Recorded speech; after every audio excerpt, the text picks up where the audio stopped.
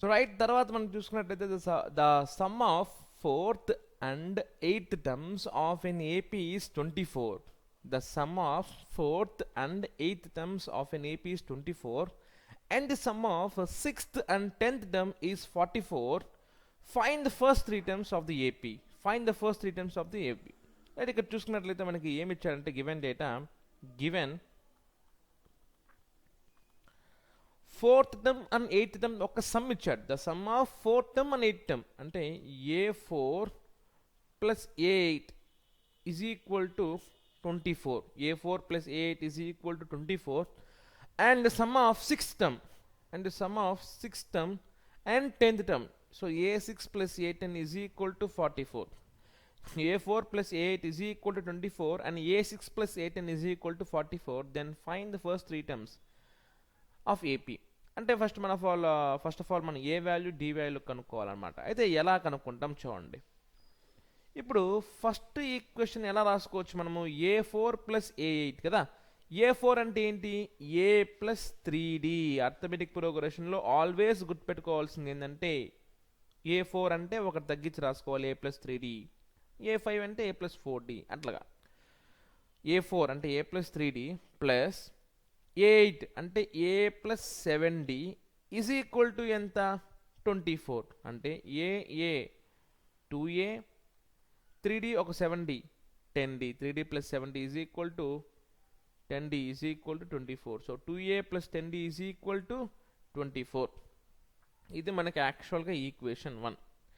Next అదేవిధంగా ఇది చూసుకున్నట్లయితే from second equation A6 plus A10 అన్నాడు కదా. A6 అంటే ఏంటి? A plus 5D. A10 అంటే ఏంటి? A plus 9D is equal to 44. అంటే ఏమవుతుంది నాకు? A 2A ప్లస్ 5D ఒక 9D ఏమవుతుంది నాకు? 14D is equal to 44.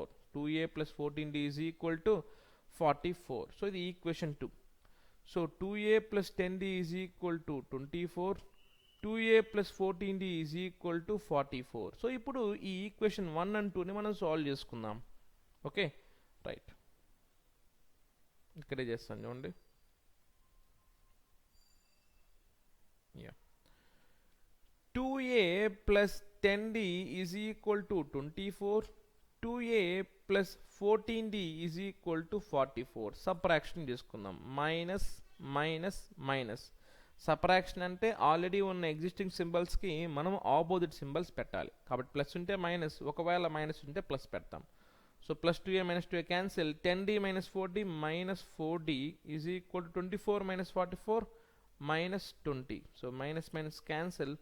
D is equal to 20 by 4. So 4 1s are 4 5s are. So ఇది D value. D value is equal to 5.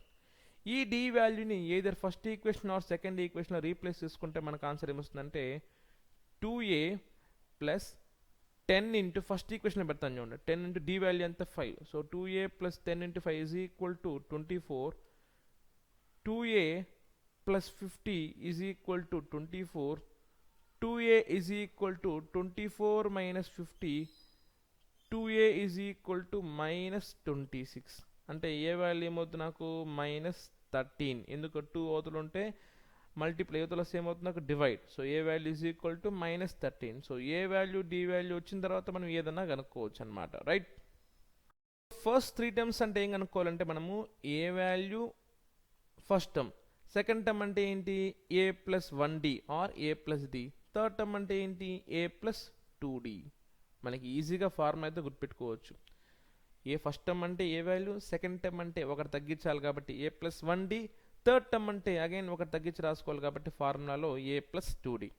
So a value ఎంత వచ్చింది మనకి? మైనస్ 13. D వాల్యూ ఎంత వచ్చింది నాకు? 5.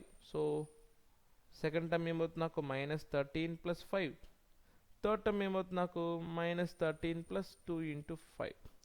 So minus 13 plus 5 minus 8, minus 8 plus 5 minus 3. ఎలా అన్నా చేసుకోవచ్చు. So these are the first 3 terms of the arithmetic progression. So ఈ విధంగా చేసుకోవాలి. మనకి sum of the 4th term and 8th term of AP is 24 అంటే ఈ విధంగా చేసుకోవాలి. రైట్.